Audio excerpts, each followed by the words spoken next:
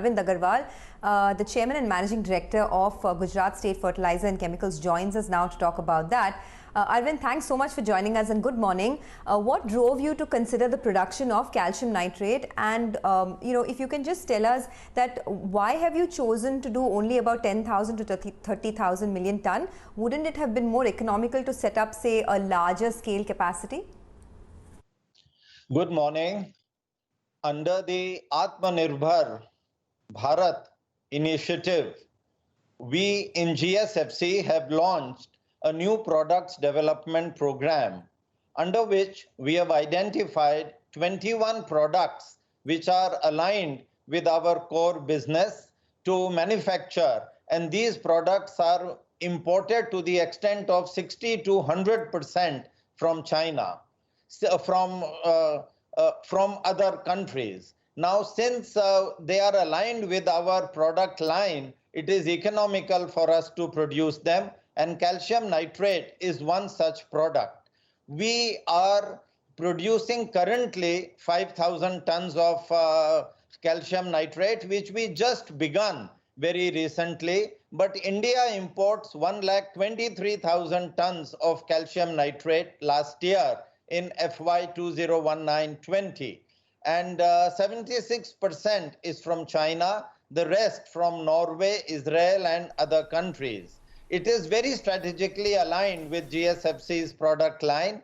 We have started with a small capacity just now, but we will ramp it up to 15,000 tons in 3 months and 25,000 tons in 1 year. Okay. That will make us almost 20 to 25% of India's requirement. Over a 3-year period, we will reach more than 50%. All right. Mr. Agarwal, will this entirely be consumed in-house? What will it do to your margins? Well, the value of calcium nitrate being imported currently is about 225 crore. And we hope to achieve 25% of the imports within 1 year we will produce, and in 3 years more than 60%. So will you produce it cheaper? Will you produce it cheaper? Yes, we will be producing it. I can substantiate of better quality and cheaper. Okay. And that we are doing currently. All right. Okay. So your margins are likely to improve. Definitely. Okay. Although volumes would be small compared to the overall size of GSFC's operation. Yeah. But this is one product. When we touch all 21 products, it will make a sea change in our chemicals, industrial products, and other fertilizers that we will introduce in the market. So you are going to make many more such products? I mean, calcium nitrate is the first of them. Are you planning other expansions to introduce newer import substituting products? Definitely. As I said, we have identified 21. We began the manufacture of methanol on 31st August this year. The second product is calcium nitrate and boronated calcium nitrate, and all the remaining products would be chemical products, melamine derivatives, and other chemical products. And we have a range of pharma and biotech intermediate products also in line. This would be the first time GSFC would be entering into a major way in pharma and biotech intermediates. Okay. We'll just come to that bit in a minute. Can you also tell us whether the cut in gas prices is going to improve your margins? Can you give us some idea of what will be the difference in margins pre-gas price cut and post? Well, the lower gas prices have enabled us to start our methanol plant, which was closed for the last 6 years. So that has helped us a lot. Lower crude prices have reduced the prices of benzene, but it has also reduced the delta because the caprolactam prices have reduced very substantially. Okay. So while the lower gas prices is helping us in the case of reduced raw material cost, at the same time, for various reasons, COVID being one of them, reduced demand of automobile sector in the last 18 months being another reason, somehow prices of caprolactam have gone down. Now, the gas prices will not affect the fertilizer sector directly because we have the urea pooled pricing mechanism adopted by the government of India. However, in the RLNG, definitely it would help us.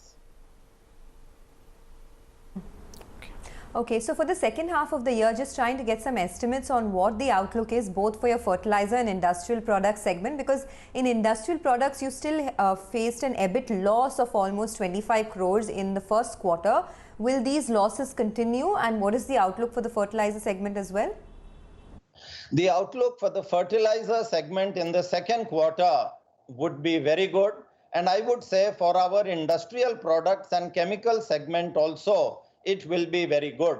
We have taken some measures, some policy decisions and strategies have been adopted to counter the COVID impact on the industrial products and chemicals of our company.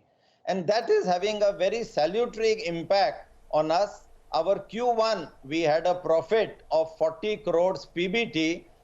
Industrial products, yes, we had a decline because we were closed for about 3 weeks in Q1, and a large number of our downstream units were closed or operating at very limited capacity. However, we made an export thrust in the case of industrial products, and that has helped us to meet a large number of the difficulties that COVID posed to our industrial product segment. And I would say that our fertilizer sales, because of Kharif, a very good Kharif, we have been with our peer groups, and in fertilizers, our turnover has increased by 10% year on year in the first half of this year. This momentum will be maintained in H2 also. I can expect a very good H2 and overall a very good financial year 2021 also. Okay. Well, on that positive note, thank you very much, Mr. Agarwal, for joining us. Have a great day yourself. Well,